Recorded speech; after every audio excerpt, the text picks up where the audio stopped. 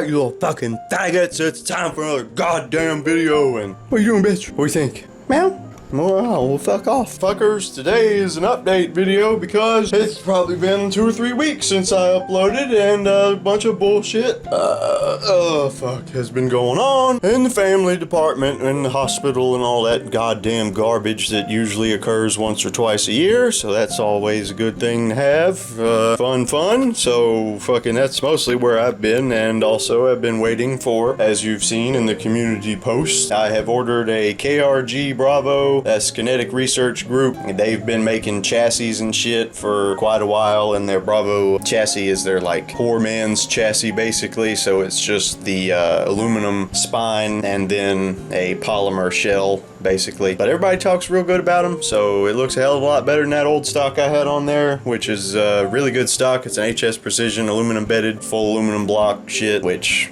man, when I put that thing on it and got rid of the factory stock, it tightened up groups by like 3 or 4 inches at 100 yards. It was ridiculous. But that stock, I don't like the ergonomics on it. I don't like the grip position that I'm able to get on it.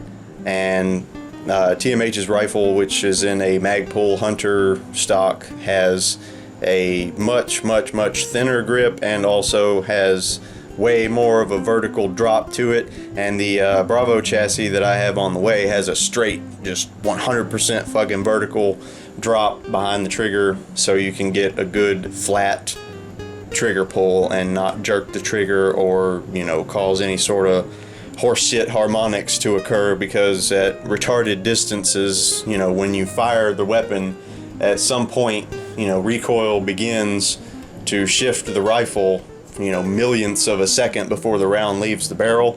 So if you have dog shit harmonics and your rifle's hopping around all over the place every time you shoot, it's probably not doing you any favors out at stupid long distances. So anyway, that's all beside the point, and I'll probably cut all that horse shit out of the video because it was really fucking dumb.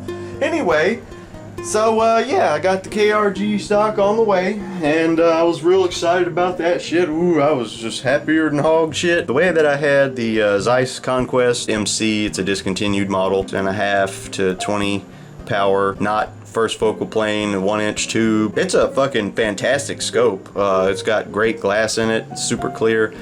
So anyway, the positioning on my rings and the way I had it mounted on the Remington was basically on as far forward and as far rearward as possible, just for insurance purposes. So if I dropped the rifle, it would and it hit the scope, it would have less leverage. But it looked really stupid, and I got sick of my shit not looking like everybody else's shit. So I moved the ring positioning to right over the blast relief hole that's on the Remington 700 by the chamber. It's like right above that, in between the 2 screws on the base, and then in between the 2 screws on the rear of the scope base. And when I did that, I retightened it down, and I, for some reason, was a complete fucking retard, as I often am, and in my head had it that it was a 65 inch pound torque setting for the scope rings. And that is absolutely not even fucking near the case. The 65 pound torque shit is for a fucking AR barrel nut, I'm pretty sure.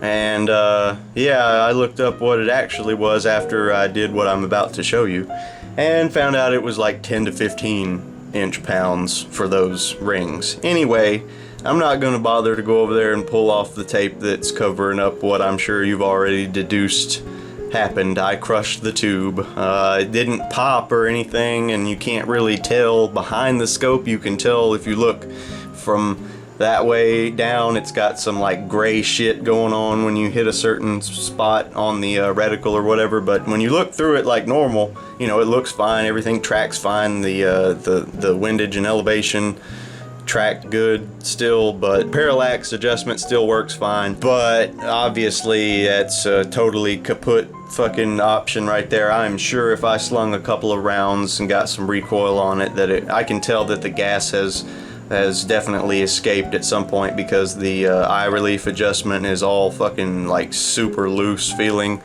Not too bad, but it's definitely got it was bad. it was crushed pretty fucking bad. So I was tightening them down and I heard it when it happened. I had lapped rings. The lapping on the rings, a good portion of it just turned to fucking powder. So that was fucking great. You know, like I just have a horrible habit of that shit. I'll find something that it just, and nitpick it on a gun and then come up with a way to quote unquote fix it and then start the horse shit. Fall down an endless road of tearing shit up when I know better. But anyway, all is not lost because now that opens up an opportunity to me to fully upgrade the Remington 700 I have. Yeah, we'll have the KRG on that motherfucker, which is gonna look extra good and help with ergonomics a shitload, and then we'll have the next upgrade, which I guess you would consider an upgrade. Now, the way I've been looking at it here is like Vortex is good, they're really good, and their warranty is super stupid good because that is a warranty for someone like me, which is a no questions asked, because if you ask me what the hell happened, I'm gonna have a good story for you.